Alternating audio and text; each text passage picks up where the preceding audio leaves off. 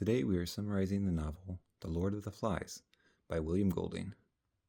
Two boys stumble out of the jungle onto the beach. They look around and notice that no one else is there. They introduce themselves. Hi, my name's Ralph. Hi, Ralph. What with the war on and everything, and the plane that got shot down, things have been tough here on the island. I'm so glad I found you. Just don't call me what they used to call me. What was it that they used to call you? Piggy. They called you Piggy because you're fat. The two boys try to decide what to do. Piggy notices a conch shell lying in the water on the beach. Piggy encourages Ralph to blow into the conch to see if anyone else is around, so Ralph blows it. Other boys start to emerge out of the jungle onto the beach. The last boy to emerge is a boy named Jack, leading a band of choir members in a straight and orderly line. My name's Jack, and I lead this choir because I'm the oldest. The boys look around and think, there's a lot of us here and no adults. We should probably have someone to lead us. They all talk for a little bit.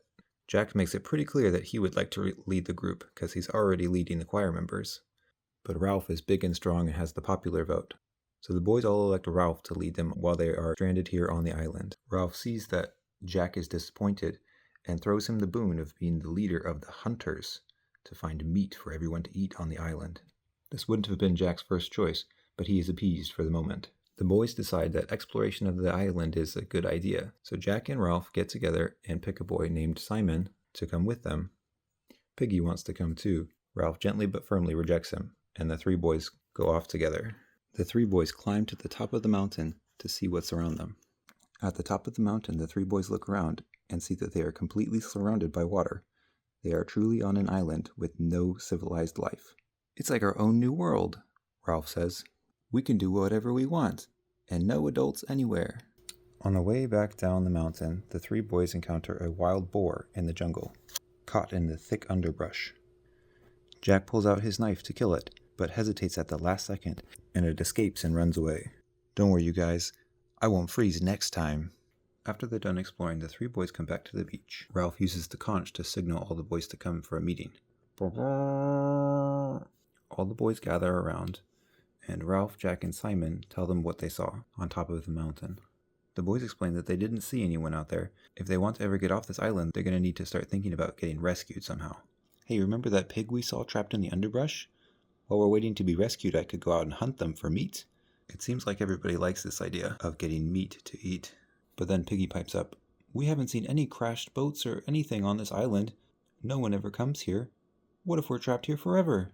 The idea of being trapped on the island forever is pretty unnerving to all the boys, especially when one of the littlest boys steps forward and talks about how he saw a beastie last night in the jungle. All of the other kids are kind of muttering about this, feeling unnerved and scared and not sure what to do. While everyone is feeling unnerved, Ralph says that maybe they could build a signal fire on top of the mountain to attract the attention of passing boats. Maybe they could be rescued that way. Jack chimes in and says, That's a great idea. My hunter choir boys can be responsible for keeping it going all the time. That way it'll never go out and we won't miss any opportunities to be rescued. The boys all think this is an excellent idea and everyone rushes off to build a fire. Someone has the clever idea of using Piggy's glasses as a sort of magnifying glass to start the fire.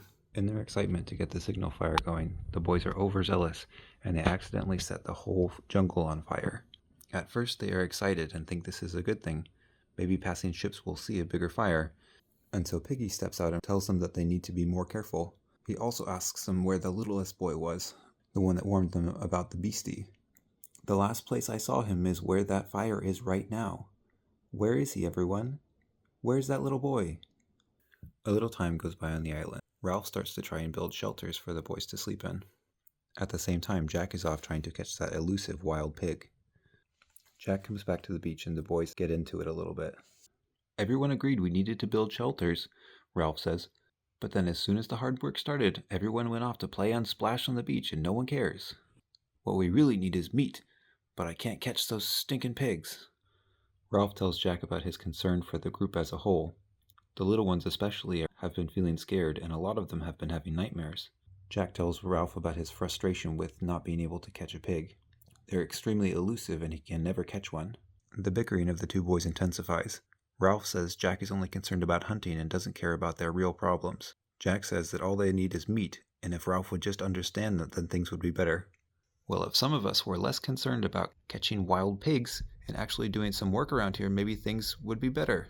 While the other two boys are bickering, Simon wanders off by himself. He finds a nice quiet spot and sits down. He's enjoying the beauty of the jungle and the scene around him. Things are going pretty well on the island for the most part. During the day, the boys splash around and have fun in the sun. If they get hungry, they can eat some fruit. But then at night, the boys huddle together, feeling nervous and scared about the beastie hiding in the dark. In general, the little boys kind of do their own thing. They don't interact with the big uns much, except for one boy, Roger, who likes to stomp on sand castles and throw rocks at little boys. He's careful not to actually hit anyone, though. Roger makes sure that his cruelty does not go too far. One day, the boys notice that there is a ship passing in the distance, but as Ralph and Piggy look up, they notice that the signal fire, which should have been burning, has gone out. Ralph is understandably upset and thinks that Jack is to blame for being too focused on hunting to care about the signal fire. Just as this is happening, Jack and his hunters finally manage to catch and kill a pig. When the boys make it back to camp, Ralph is furious and demands an explanation from Jack. The two boys get into a heated argument, and when Piggy steps forward and calls Ralph immature, Ralph slaps him, breaking Piggy's glasses. Eventually, Jack admits that it was his fault that the fire went out, but he never apologizes to Piggy. The feelings of intense dislike begin to grow in the boys. That night, all of the hunters get together and do a wild dance to celebrate the kill. So let's analyze these chapters that we've just summarized. Throughout this novel, one of the main themes is the idea that there is a civilized and a savage side at war in all of us. This comes out in the boys, as we can see, throughout the novel. But in the first chapter, we can see hints of it all over the place. When the boys first meet Piggy, their first instinct is to taunt him and laugh at him because of his name. Even though Piggy clearly dislikes the name that they are calling him, they don't care. This is a good example of the savage and barbaric nature coming out in them. Something else we see in the first chapter is the boys deciding to stick to the things that they've always known. Things like electing a leader or dividing up the labors so that everyone has an equal share in the work. These are pretty clear signs that the civilized nature of the boys is trying to come through. Some symbols that Golding introduces right off the bat are things like Piggy, who represents science and intellect throughout the novel, and the conch shell, which represents law and order. In Chapter 2, we see that the boys accidentally set the jungle on fire. This shows us that they are more concerned with messing around and having a good time than actually being rescued. And that war between the nature of living life according to the rules and just messing around and being savage can be seen here. We also see that the boys still feel shame and guilt when Piggy points out that the littlest boy is missing in the fire. In this chapter, we can see Ralph emerging as a symbol for things like civilization and morality and leadership, and Jack emerging as a symbol as a desire for power and being selfish and just living with no rules. For the rest of the novel, the signal fire serves as a symbol for the boys' desire to keep ties to civilization. In Chapter 3, we can see that Jack is only concerned with hunting, and Ralph is mainly concerned with building huts and keeping the other boys safe and secure. This conflict between the boys mirrors their own conflict within themselves, the war between civility and savagery. We can see that Jack is forced to justify his behavior because he still has that connection to civilization and he hasn't gone fully savage yet. Simon is our classic symbol for good. He's not selfish, he helps Ralph build the huts, and when he wanders off by himself, he's just concerned with admiring the beauty and not taking anything for himself. All of the other boys in this story kind of have morality forced on them from other people, but Simon has his morality coming from inside of him. In Chapter 4, the community the boys have on the islands starts to resemble a political state. All of the little boys are the masses in civilization, the unnamed, and the boys like Ralph and Jack and Roger and Piggy are the people in positions of power. Ralph, Piggy, and Simon want to protect the little ones and care for them, but Jack and Roger only want to take care of themselves and do what they want to do in the moment. They treat the little kids like they're just objects that they can play with.